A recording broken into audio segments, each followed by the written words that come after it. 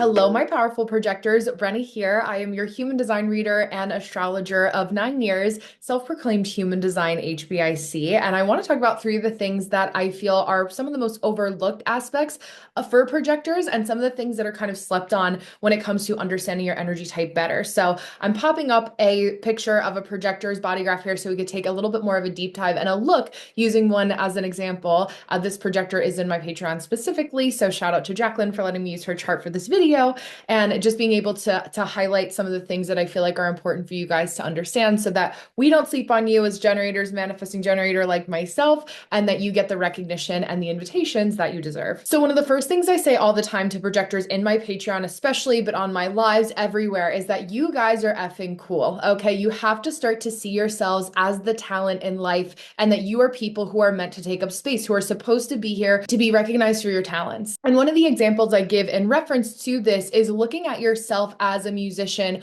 or as, say, Sabrina Carpenter, for example. Sabrina Carpenter is not getting up on stage ready to perform and then sitting on the stage asking people, well, what do you want me to sing? What do you want me to do? What are you expecting me to do while I'm here? We're like, well, we paid for you to be the talent, to show us what you want to show us, to sing the songs that you want to sing, to share the lyrics that you want to share with us. Why are you asking us, right? You're the talent. You're the person that's here that just wants to lead by example. Very important. Lead by example as a projector to show us what you think is new, what you think is exciting, what you think is revolutionary, so we can be influenced by you. And we know that you have something to say, you have major impact, and you see a better, more efficient way for us to do things, to act as society in general. Now, something else that's very underestimated when it comes to projectors, riffing off of this kind of idea, is to really pick one thing at a time to be known for. It takes you guys a little bit longer to learn what it means to be a projector, to understand how to see yourself as a talent and not feel like you have to be the Jack or the Jill of all trades. The reason that most projectors feel this way is because you guys are so conditioned by the 70%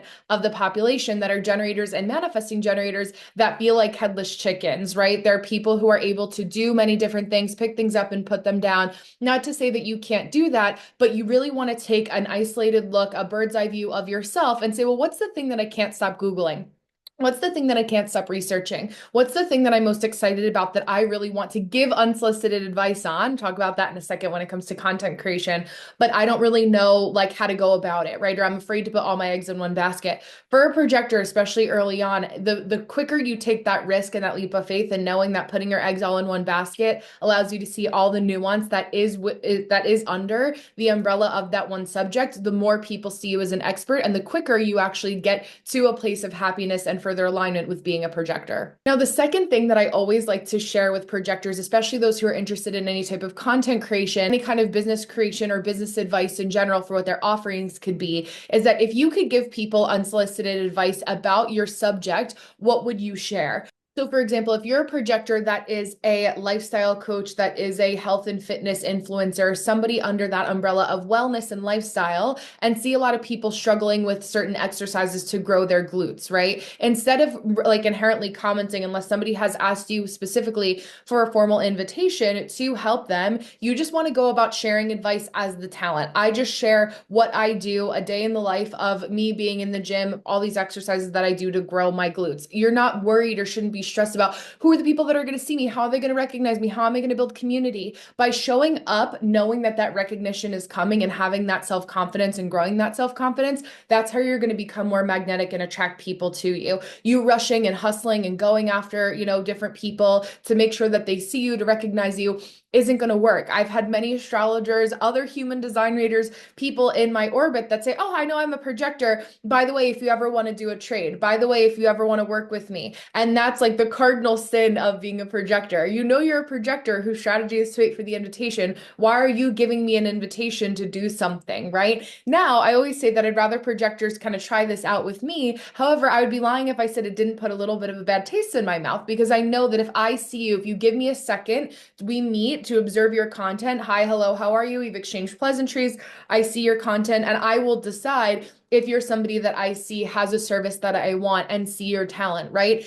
99% of the time, works out so much better if you're not acting from a place of desperation to be seen, but showing up as the talent, showing up in the fitness and wellness space if that's your niche, showing up in the astrology space to share what you know, to give advice, right? Instead of commenting and engaging in that way, but just sharing through the lens of content creation. so much better than trying to force a connection that you are really attracted to, but are kind of sleeping on yourself. And it shows a little bit of a lack of confidence in that area of knowing that it's safe to wait for the invitation as a projector. The last key piece of information that is really slept on when it comes to projectors, that's a basic fundamental that you can incorporate starting literally right now in the moment that you're watching this video, is looking at your signature and your not self theme. Your signature, or the feeling that we're trying to get you in alignment with every single day, in every single interaction, if possible, is success. What do you want to take out of this video, out of the meeting with somebody, out of that new date or that new relationship that is going to make you feel successful? And if at any point there's something that somebody else says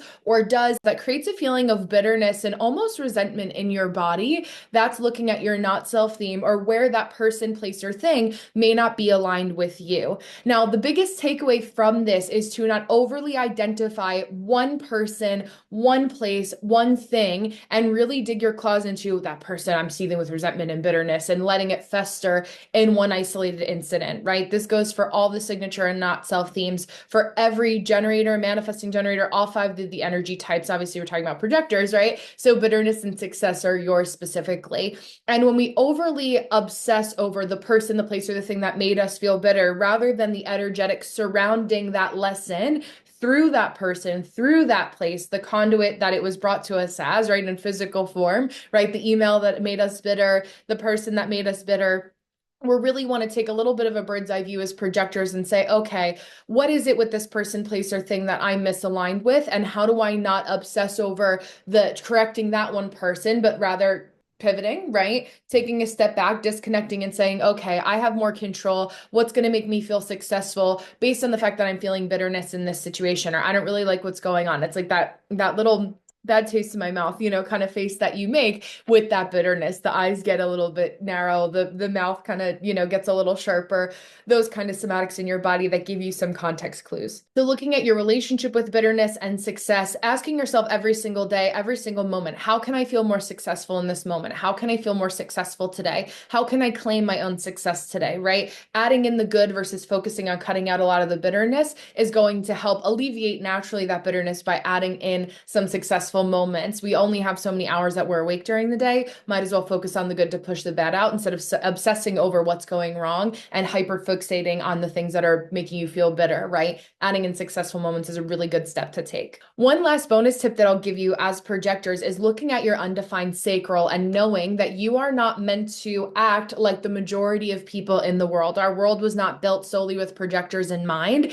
You will hear the misnomer, that may not be the exact right word, but you'll hear the misconception more appropriately that projectors are only supposed to work 4 hours a day. More accurately is projectors are only meant to have 4 hours of people time a day, right? Not realizing that people, whether they're your family, professional relationships, etc., people really are draining on you because you see so much deeper than the average person. You're consuming and taking in more data at one time. So a bonus tip is to not force yourself or overextend yourself to be a people person every single day. So look out for where there's people that do actually feel good, that help support you as a projector, versus where do you feel like you have to phone in time out of a sake of obligation, right? And really understanding how you can take your power back. I know you could be like, Brenna, but I'm in a 9-to-5 job. I'm, around people that I don't enjoy every single day. Finding ways to have a graceful exit out of conversations, to put up some boundaries, to be more aware of your environment. Environments really affect you as a projector, will help you to not overextend or overexert an undefined sacral that you have, because you don't have definition. You don't have what I call that natural shield of armor protecting that energy center, that motor center that's about getting up and doing something from influence from outside people or outside energy. So just being aware of that, a little extra bonus tip that I will give you. Thank you so much for watching this video all about projectors, a little crash course on some things that I wish you guys knew. 3.5 tips, I will say, or 4 tips really, 3 with the bonus tip. If you have any questions or you want more support on how to get more invitations, you can join my Patreon.